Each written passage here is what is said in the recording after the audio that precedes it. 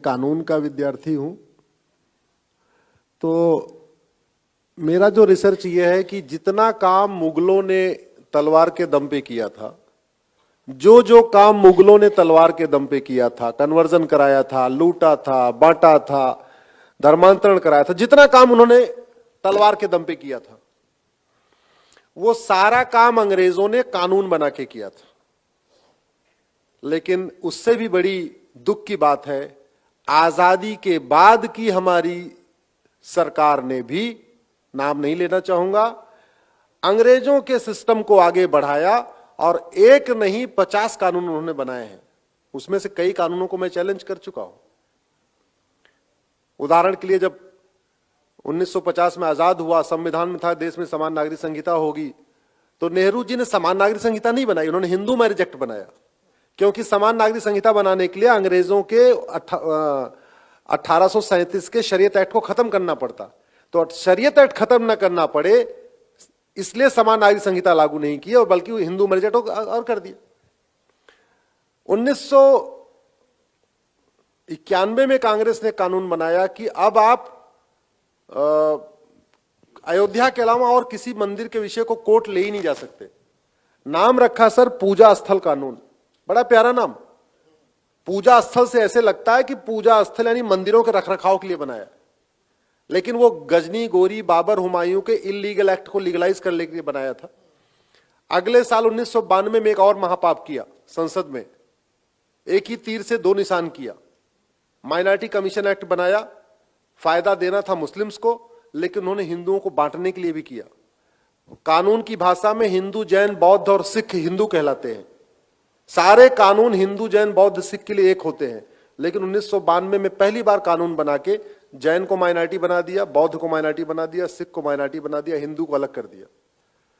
तीसरा कानून बनाया उन्होंने वक्फ एक्ट, इतना घटिया कानून कि अभी इस मतलब कच्छ में इस हॉल को अगर वक्फ एक्ट कह दे कि ये हॉल वक्फ की प्रॉपर्टी है, तो चावड़ा साहब आप सूरत की कोर्ट में उसको चैलेंज नहीं कर सकते, आपको अहमदाबाद जाना पड़ेगा, वक्फ बोर्ड के सामने जाके पेश होना पड़ेगा।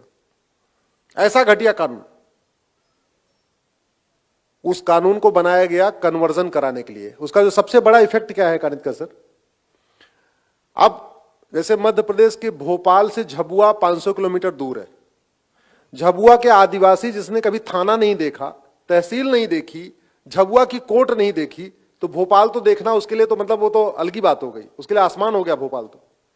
अब वो झबुआ में वक्फ बोर्ड नोटिस भेजता है, कहता है ये जो जमीन है ना, ये जंगल, ये वक्फी प्रॉपर्टी है, खाली करो। वो बेचारा आदिवासी क्या करे, ना उसको वकील पता, ना कुछ, ना कोर्ट, ना कचहरी, उसको कुछ पता नहीं। बोले साहब क्या बात है, हम तो रह रहे हैं। बोले नहीं नहीं नहीं, ये नोटिस है, ये वक्फ बोर्ड की प्रॉपर्टी है, खाली करो। या तो खाली करो या तो कन्वर्ट हो जाओ। तो बड़े लोगों के यहां नोटिस भेज के वो वसूली कर रहा है वक्फ बोर्ड, पैसे लेता है, नोटिस भेजता है, 10 लाख रुपए, 20 लाख रुपए लिया, ठीक है, नोटिस वापस। लेकिन ट्राइबल एरिया में दलितों का वो धर्मांतरण करा रहा है। सबसे बड़ी समस्या ये हो गई है कि अगर किसी की पर्सनल प्रॉपर्टी पे अगर वक्फ बोर्ड नोटिस भेजेगा तो फिर भी आदमी लड़ेगा उससे, लेकिन बगल में जो गौचर की जमीन है, जो चारागाह है, जो पार्क है, जो ऊसर है, जो बंजर भूमि है, जो ग्राम समाज की जमीन है, उस पे जब वक्फ बोर्ड नोटिस भेजता तो कोई लड़ता नहीं, क्योंकि वो किसी का व्यक्तिगत तो होता नहीं, लड़ेगा कौन। और ऐसी जगह जहां 500-600 किलोमीटर आपको लड़ने जाना है, अगर मेरठ मुजफ्फरनगर से लखनऊ की दूरी 700 किलोमीटर है, मेरठ मुजफ्फरनगर से कौन जाएगा गौचर भूमि के लिए और ऊसर भूमि के लिए लखनऊ लड़ने। अपने पे नोटिस पे आया तो फिर भी लड़ेगा। तो मैंने 1991 के प्लेसेस ऑफ वर्शिप एक्ट को सुप्रीम कोर्ट में चैलेंज किया है, 1992 के माइनॉरिटी कमीशन एक्ट को भी चैलेंज किया है, 1995 के वक्फ एक्ट को भी चैलेंज किया है। 2010 में उन्होंने अपने पालतू एनजीओ, पालतू पत्रकारों, पालतू बुद्धिजीवियों को फंडिंग दिलाने के लिए कानून बनाया था, FCRA कहते हैं, उसको भी चैलेंज किया हुआ है। और 2012 में उन्होंने एक और महापाप किया था, राइट टू एजुकेशन से मदरसों को बाहर निकाल दिया था। कौन कहे इस देश में समान शिक्षा लागू करने के लिए उन्होंने जो मदरसे थे भी राइट टू एजुकेशन, उसको बाहर निकाल दिया था। मैंने उसको भी चैलेंज किया है। समान शिक्षा पे अगर आप लोग गूगल करेंगे तो कल ही अभी बहस हुई है। कल कोर्ट के सामने मैंने कहा था कि दशरथ जी, हमारे यहाँ तो हजारों साल पहले समान शिक्षा थी, तो मैटर चल रहे हैं, करीब 25 कानून हैं जिनको मैंने चैलेंज किया हुआ है। हां, जहां तक सवाल था आप लोग क्या कर सकते हैं, आप लोग ये कर सकते हैं, बांग्लादेशियों को निकालने की मेरी एक पीआईएल है, बांग्लादेशियों को बसाने की 22 पिटीशन आ चुकी है। हमारे देश के रिटायर्ड जज,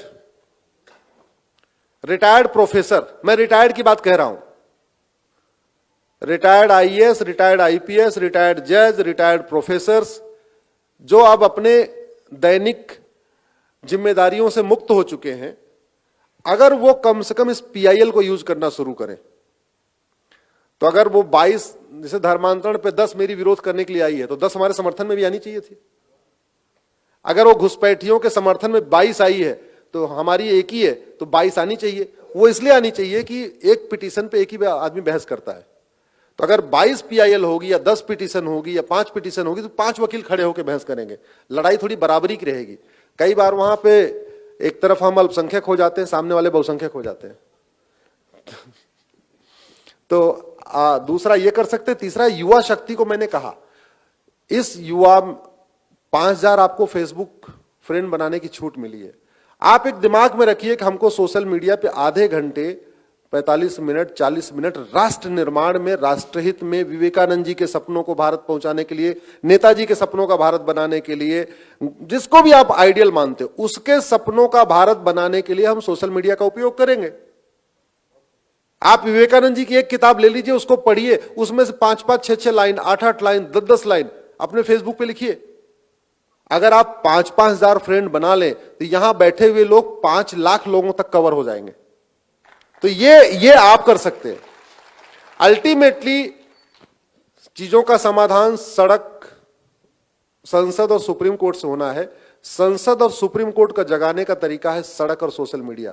सड़क पे रोज नहीं उतर सकते, लेकिन सोशल मीडिया में रोज 10 मिनट, 20 मिनट, 25 मिनट जाके अच्छी बातें लिख सकते हैं, अच्छे वीडियो शेयर कर सकते हैं। कानितकर जी ने इतनी अच्छी अच्छी बातें बताई, इनमें कई बातें मुझे भी नहीं पता थी, आज अभी तक मुझे भी कुछ ज्ञान मिला है। अब कानितकर जी की बात इस हॉल में बैठे हुए मेरे को लगता है सबके लिए नई बात होगी, लेकिन वो बात ज्यादा पहुंचे, पूरे देश में पहुंचे, तो फेसबुक पे डालिए, उस अभी लिंक जाए और उसको फेसबुक पे डाल दीजिए कि कम से कम। तो फेसबुक पे फ्रेंडशिप करने में कोई कंजूसी मत करिए, कोई वो मत करिए कि अपने जाति वाले को बनाना है, अपने भाषा वाले को बनाना है, अपने क्षेत्र वाले को, केवल गुजरात वाले को बनाना है। कश्मीर से कन्याकुमारी तक सोशल मीडिया का उपयोग करिए, फेसबुक का उपयोग करिए। इस देश में 40-45 करोड़ लोग फेसबुक यूज करते हैं। अनफॉर्चुनेटली उनको गंदी चीजें वहां पहुंच रही हैं, अच्छी चीजें नहीं पहुंच रही हैं। अच्छी चीजों पहुंचाने की जिम्मेदारी हमारी, आपकी है।